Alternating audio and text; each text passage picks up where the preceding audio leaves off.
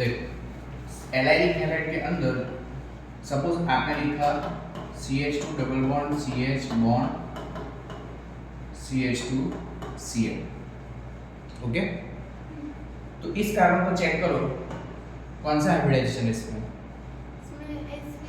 sp3, क्योंकि आगे पीछे सिंगल बॉन्ड है तो ये हो जाएगा आपका sp3।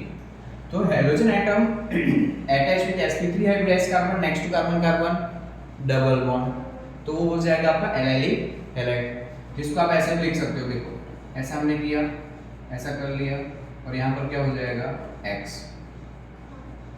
ये आपका sp3 hybridised carbon next carbon carbon double bond, बराबर। डबल बॉन्ड तो है ना, बट एक कार्बन के बाद तुरंत डायरेक्ट डबल बॉन्ड से अटैच नहीं है। दूसरा एग्जांपल ये ले, देखो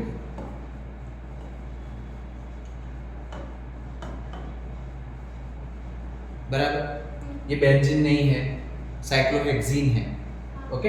यहाँ इसका हाइब्रिडाइजेशन देखो तो कौन सा हो जाएगा sp3। तो halogen attach with sp3 hybridised carbon next to carbon carbon double bond, बराबर।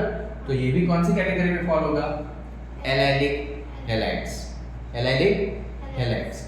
नाउ कि मैंने ऐसा लिखा, कोई एक कंपाउंड ऐसा है CH3 CH3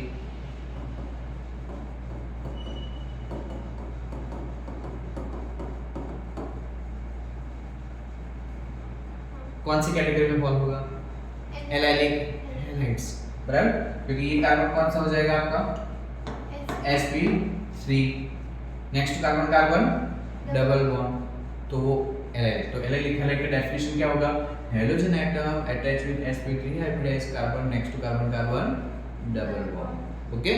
चलो लिखो डेफिनेशन और एग्जांपल।